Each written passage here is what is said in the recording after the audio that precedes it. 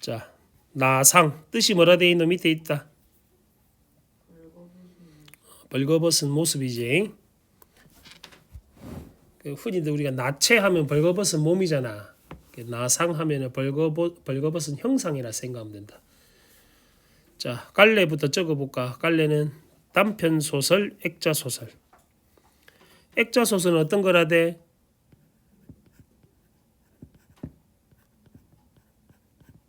액자 소설이 뭐고 이놈들아? 어, 그래 배웠나? 그렇게 적혀 있다고? 외화에서 내화로 들어갔다가 다시 나중에 외화로 나오는 형태의 구성의 소설을 액자식 구성의 소설이라 한다. 자, 성격은 비판적인 소설이고 배경은 한국 전쟁부터 북으로 이송되어 가는 길을 배경으로 하고 있어. 그러면 한국 전쟁이 배경이겠지, 그제? 1950년에 일어났던 한국 전쟁 당시의 이야기다. 자, 시점을 보면 외부 이야기는 몇 인칭 무슨 시점? 1인칭 관찰자 시점이다. 너 저 11번째 줄 봐. 철과 누구는 베란다 위에? 철과 나 있지, 나. 그러면 서술자가 나니까 1인칭 시점인 거 알겠지? 얘가 1인칭 관찰자 시점인 이유다. 그 다음에 15째 줄부터 내화다. 너가 구별해야 돼. 외화가 어디까지고 내화가 어디서부터고 어디서 끝나고 이거 구별해야 돼. 어디서부터 내화라고? 이놈들은 한번 말하면 좀 대꾸를 좀 해라. 어디까지 어디부터 내화라고? 15번째 줄부터 내화다. 그 끊기는 거 어디서 끊긴지 알아놔야 돼. 그 다음에 내화는 시점이 전지적 작가 시점이다. 겁나 헷갈린다. 그래서 문제 풀 때 너가 내화 외화 구별 못하면 외화는 몇 인칭 무슨 시점? 1인칭 관찰자 시점이고 내화는 전지적 작가 시점이다. 시점이 다르니까 제시문이 만약에 내화랑 외화가 다 있으면 시점 두 개 다 알아야 되는 거고 내화만 있으면 전지적 시점이다고만 알고 있으면 되잖아. 그지? 자, 특징은 아까 말했다시피 외화와 내화의 시점이 다르다는 거고 자, 외화와 내화를 넘나드는 인물이 등장해. 그게 누군지를 구별하시면 된다. 자, 외화부터 시작해 볼게. 시원한 여름 저녁이었다. 바람이 불고 시꺼먼 구름대가 서편으로 달리고 있었다. 그 구름이 몰려 쌓이는 먼 서편 하늘 끝에서 이따금 칼날 같은 번개불이 번쩍이곤 했다. 이편 하늘의 별들은 구름 사이사이에서 이상스레 파릇파릇 빛났다. 다른 구름더미를 요리조리 헤치고 빠져나왔다가는 새로 몰려오는 구름더미에 애처롭게도 희감기곤 했다. 집집의 지붕들은 깊숙하고도 싸늘한 빛으로 물들고 대기에는 차가운 물기가 돌았다. 요까지 가로로 묶어. 둘째 줄부터 요까지. 자, 배경 묘사인데 긍정적 분위기니 부정적 분위기니? 부정적 분위기가 느껴지지? 배경을 통해서 그래서 작품의 분위기를 설명한단 말이야. 작품의 어두운 분위기를 알려준다. 전쟁통이니까 그렇겠지. 됐니? 왠지 우크라이나 같은 느낌 들지? 땅 위에 무언지 불길한 느낌이 들도록 그것도 나온다. 차단한 정적이 흘렀다. 철과 나는 베란다 위에 앉아 있었다. 막연한 원시적 공포감 같은 소심한 느낌에 사로잡혀 무한정 묵묵히 앉아 있었다. 철은 먼 하늘가에 시선을 준 채 연방 담배를 피웠다. 이렇게 한동안 말없이 앉았다가 철은 문득 다음과 같은 얘기를 들려주었다. 자, 다음 같은 얘기를 들려주었다 하니까 이제 어디로 들어간다고? 내화로 들어가는 거 알겠지? 그러면 지금 내화에서는 철의 경험을 이제 들려주는 거니까 철의 이야기를 중점적으로 생각해야 된다. 그럼 철이 내화에서는 누구에 해당한지를 알아놔야 돼. 형은 27살이었고 동생은 22살이었다. 동생의 동글빼기 치고 동생이 철이다. 외화의 철이 내화에서는 동생이다. 그럼 동생과 형이 지금 전쟁에 있는 거지. 그지? 형은 둔감했고 위태위태하고 솔직했고 결국 조금 모자란 사람이었다. 자, 방금 읽은 문장에 형광펜 칠해봐. 이걸 무슨 제시라 돼? 이런 인물의 성격 제시 방법을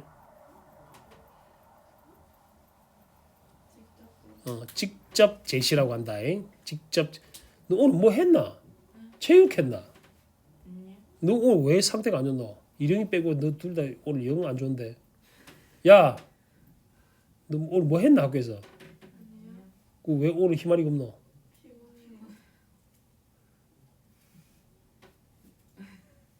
네 몸 색깔하고 옷 색깔하고 똑같이 만들어줄까? 피곤해도 견뎌야지. 시험 기간이잖아. 벌써부터 이러면 있잖아 임마. 아직 2, 3주 더 남았는데.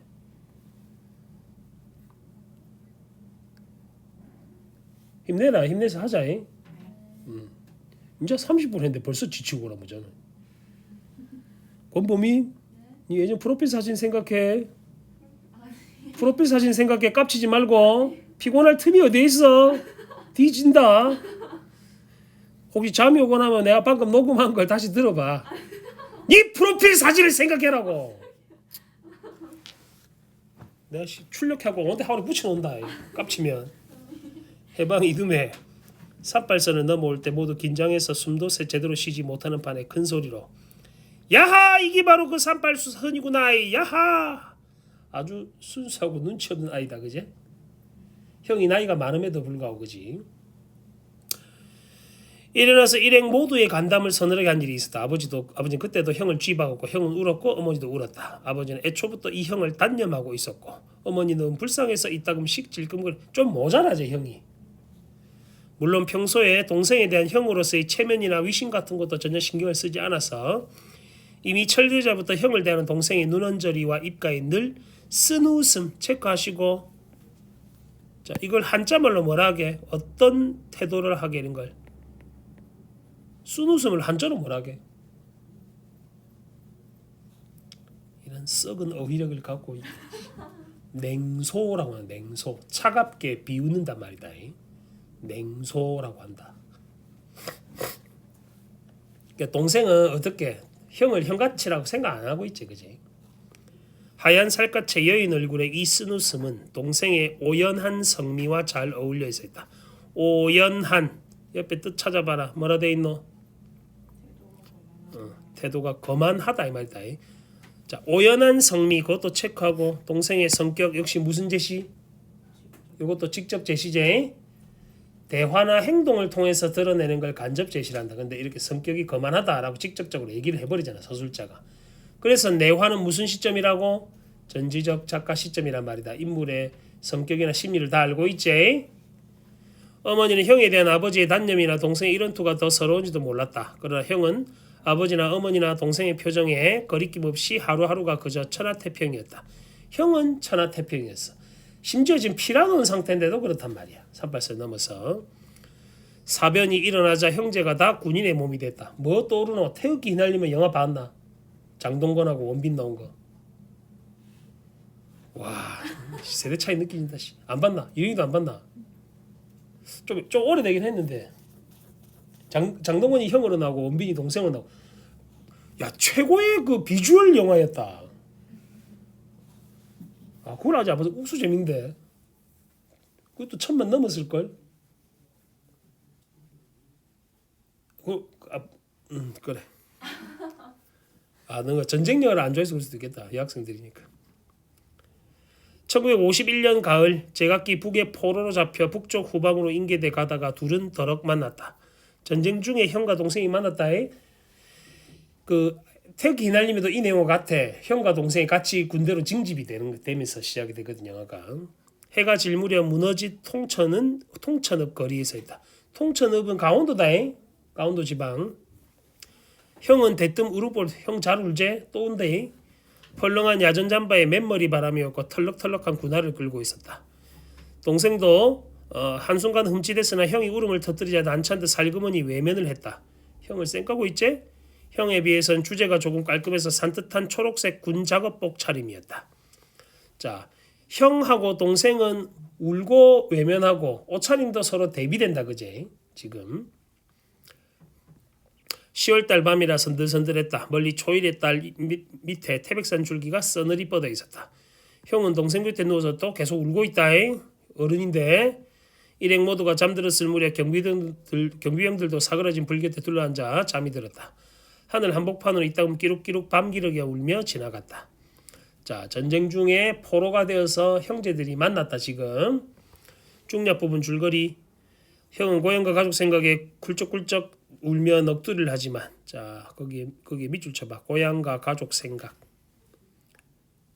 요걸 한자성어로 하나 써볼게. 고향을 그리워하는 마음을 한자성어로 혹시 뭐라 한지 아니? 혹시 아니?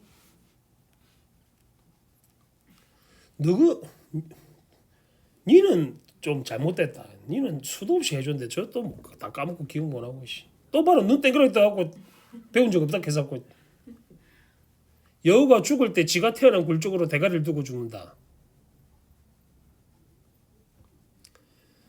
너저 이민 가라. 그냥 국어 한글 하지 말고 수구 초심이란다. 수구 초심 안 들어봤니? 아. 소설 파트는 한자성어로 내기도 한단 말이야. 내신 문제 낼 때. 기본적인 걸 알고 있어야 된다. 안 내더라도. 쿨쩍쿨쩍 울며 넋두리를 하지만 동생은 아무 반응이 없다. 사흘째 되던 밤부터 형은 경비병이 얻은 밥 한 덩이를 동생과 나눠 먹고는 한다. 이렇게 지내면서 동생은 형의 인간적 모습에 마음을 열고 형이 울면 외면하지 않고 함께 울게 된다. 거기 형광펜. 형이 울면 외면하지 않고 함께 울게 된다. 자, 이제는 동생은 쌩 깠잖아. 그제 외면하고. 근데 지금 같이 울다 하니까 공감을 했단 말이지. 인간적인 면을 깨닫고 나서 심리적 거리가 좁혀졌단다. 이제는 멀다가 이 대목부터는 심리적 거리가 점점 좁혀진다. 그러니까 왠지 결말이 어떨 것 같아. 이렇게 되니까. 뭔가 결말이 비극적일 것 같아. 이제 둘이 좀 친해질 것 같은데. 그지? 보통 그렇잖아. 일반적으로. 한 명 죽어야지 여기서.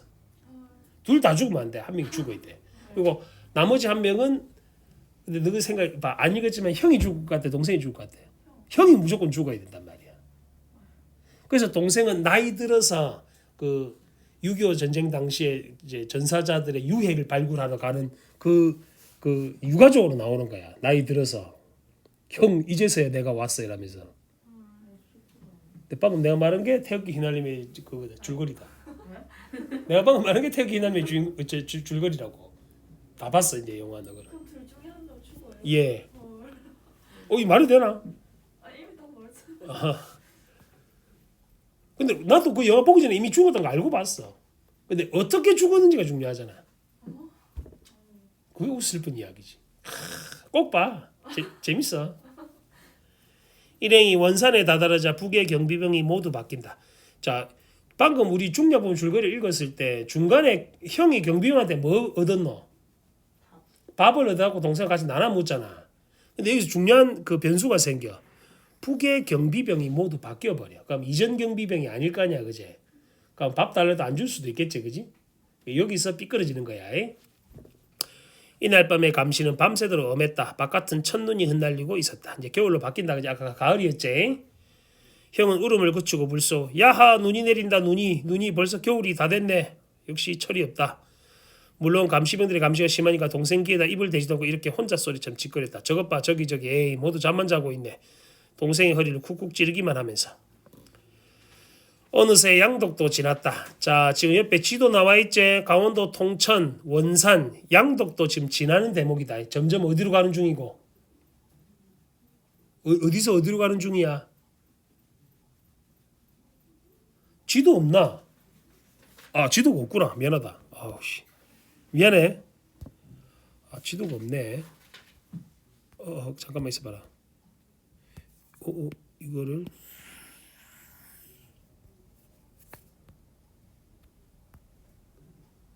좋았어. 야, 내 카톡 보니 카톡 봐. 너 우왕 계속 할 거야? 갑자기야? 어? 아니 바쁠 아우 씨. 거예요. 카톡 봐봐 지금.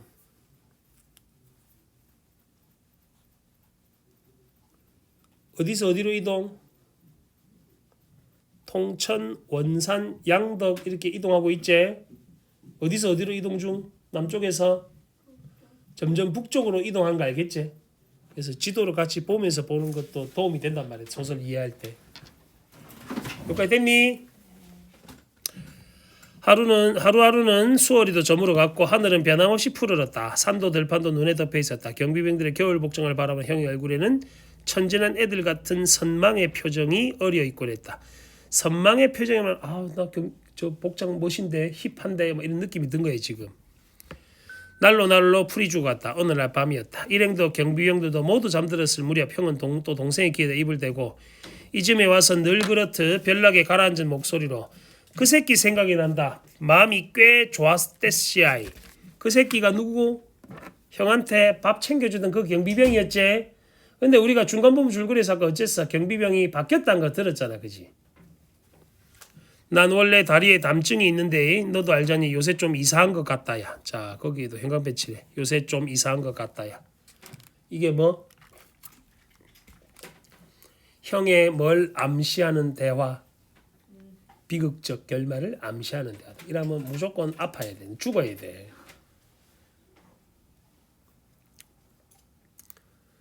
나 영화 볼 때 제일 짜증나는 게 물론 뭐 그게 여성의 문제만은 아닌데 보통 여성 인질로 인해서 주인공이 무슨 고난을 겪게 된 경우가 많잖아. 일반적으로. 물론 그는 감독의 의도가 그래서 그런지는 알 수 없지만 내가 좀 뭘 예를 들려면 좀 주의 있게 좀 들어줄라 하면 좋겠는데 다 쌩까고 다 지 할 것 하고 요새 좀 이상한 것 같다. 뭐라고 그게? 형이 죽을 거란 걸 암시하는 거란 말이야 이게. 해주기 웃었다. 와 그림 봐라. 와 짠내 나네 진짜로. 동생은 놀라 돌아다 봤다. 여느 때 없이 형은 쓸쓸하게 웃으면서 두 팔로 동생 어깨를 천천히 걸어안으면서 칠성아 야 흠석은 춥다. 저 말이다 엄만 날 불쌍히 여기대시아이. 야 칠성아 내 다리가 좀 이상한 것 같다. 자 형이 계속 이상한 소리 하고 있지.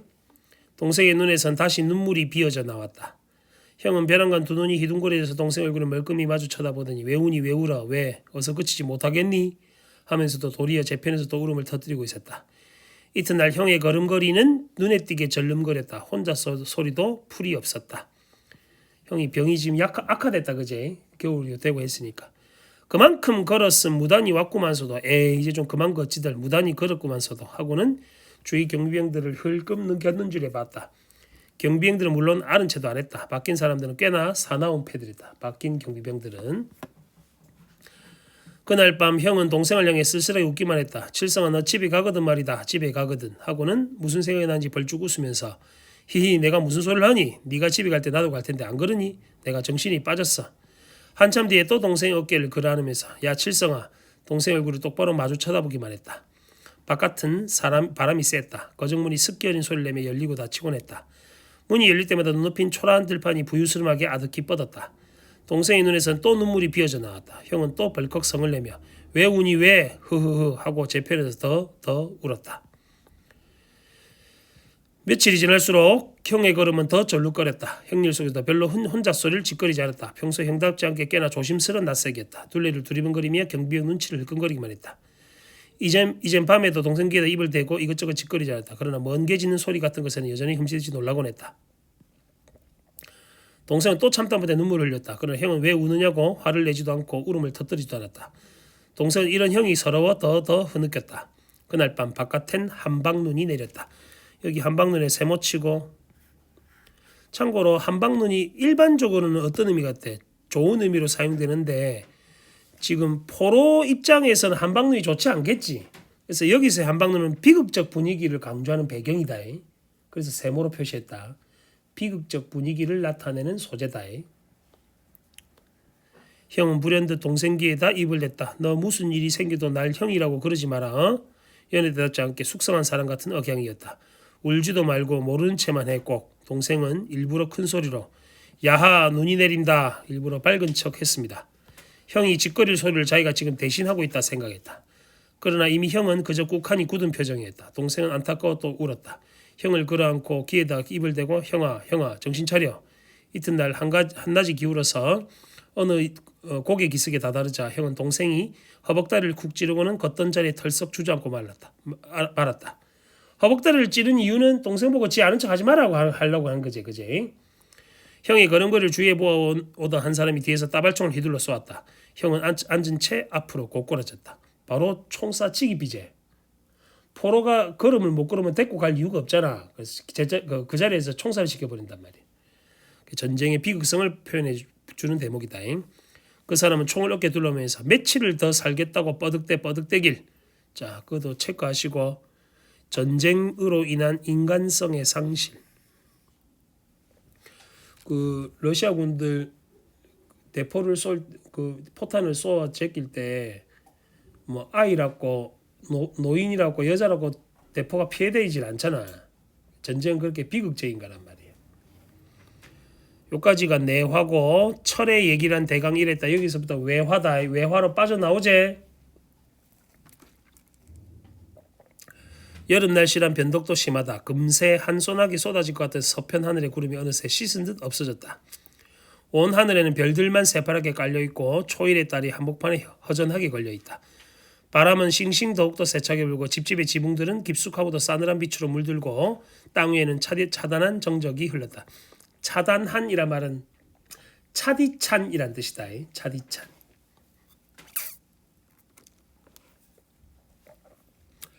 뒷부분 줄거리. 철은 나에게 형제 중에 누가 더 둔감했다고 보는지 물은 후 동생이 만포전의 수용소에 있다 포로교한테 나왔다고 말한다. 그리고 자신의 어릴 적 이름이 칠성이었음을 고백하며 현실에 순응하며 살았던 자신의 삶이 옳은 것이었는지 회의한다. 자신의 어릴 적 이름이 칠성이란 말이 내부 이야기 동생이 철이란 걸 알려주는 소재란 말이에요. 이게.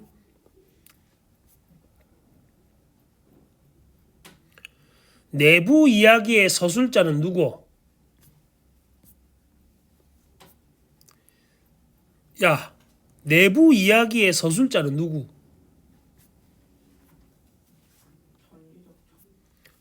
작품 박 서술자다.